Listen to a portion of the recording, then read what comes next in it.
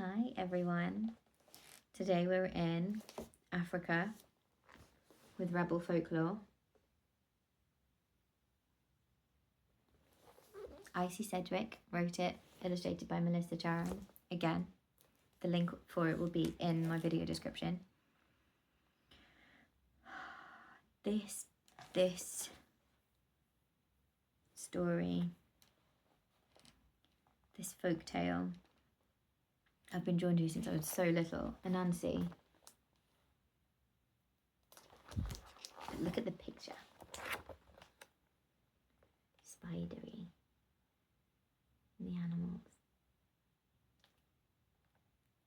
I'm loving the illustrations. So Anansi, the Anansi story, it says it originates from Ghana. I have family in East Africa and South Africa. There is actually some in here from South Africa, and I will do them. But for the next couple, we're sticking with Africa. So Ghana, and the next one will be West as well. If anybody recognises who that is portraying on the front, that's who we're doing next. That's who I'm going to read next. But first, Anansi. A tall man barters with a stallholder in a market over juicy fresh fruit. The man holds 4 of his 6 arms behind his back in a bid to appear more human. But you listen to the bartering and you can tell this is no mere mortal. Only Anansi could get a deal as good as this, while making the stallholder think they have the upper hand. He takes his fruit, pops a berry into his mouth, and winks at you as he walks away. Kwaku Anansi, or Anansi for short, hails from Ghana, although his influence spreads across West Africa to the Caribbean and the American South. Anansi comes from the Twi language, I'm sorry, how do I pronounce that one? Someone tell me. Where the word Anansi means spider. Even in Africa, depictions of Anansi vary. Although in many images he appears as an 8-limbed man, in some stories he can shape-shift between a human form and that of a spider, or he appears as a spider with a man's face.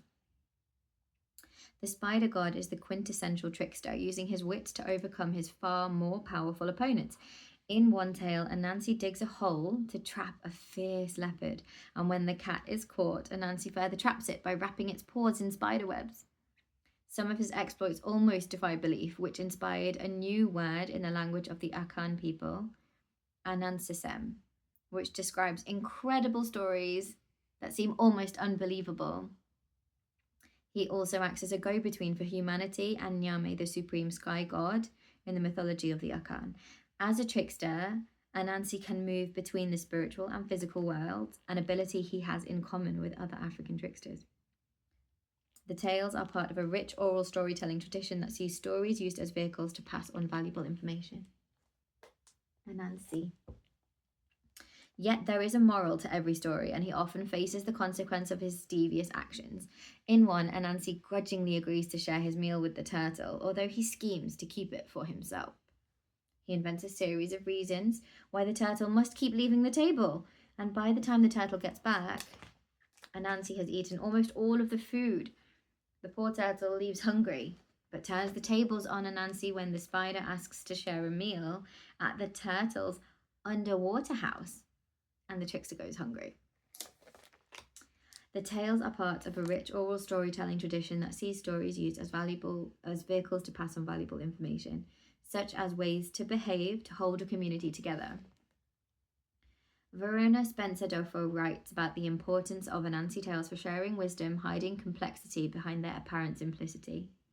After all, Anansi is often greedy and inconsiderate towards others, yet his stories also show the importance of forward planning, careful decision-making, and strategy. Anansi's stories are so important that one of them even sees him crowned as king of all wisdom narratives after undertaking a series of apparently impossible tasks. He's an ambiguous figure representing both good qualities like quick thinking and intelligence, and less desirable traits like selfishness. It's a useful reminder that we all possess qualities that are both admirable and problematic, but we have the ability to choose how to act. Anansi isn't a bad figure, and some legends describe how he taught humanity to write, hunt, and farm. As a spider, Anansi embodies creativity, independence, Practicality and flexibility. A spider's web can break, but the spider can set up a new one within hours. In the same way, Anansi can change his strategy as the situation dictates. Spiders can also snare prey that is much larger than them in their webs, reflecting Anansi's ability to best creatures that would otherwise overcome him in power and size.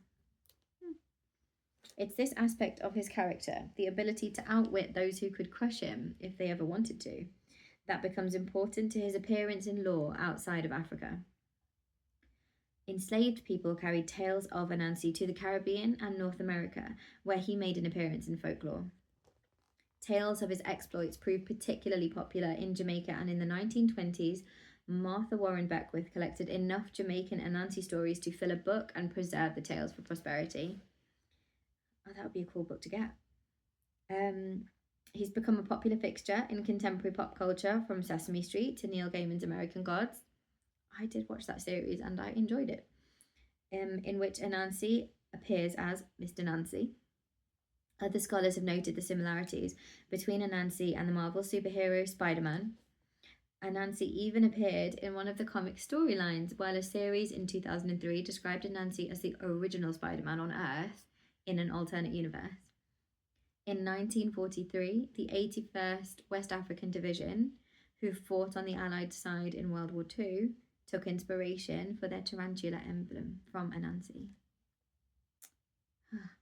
Scholars have also discussed the similarity between Anansi stories and the tales of Brer Rabbit from the American South. Both figures are more than mere tricksters, they are revolutionaries. They symbolize resistance against oppression, and where brute force isn't an option, these figures use their brains to undermine tyrannical regimes. Both Anansi and Brer Rabbit came to represent hope for enslaved people who could, likewise, use their wits to challenge their brutal overseers. But while Brer Rabbit was sanitized and turned into a twee nostalgic joker by the white folklorists who collected the stories, Anansi's trickery and cunning lives on through his legends, even now. That's Anansi from Ghana. And across the world, really. Next time, Mami Wata.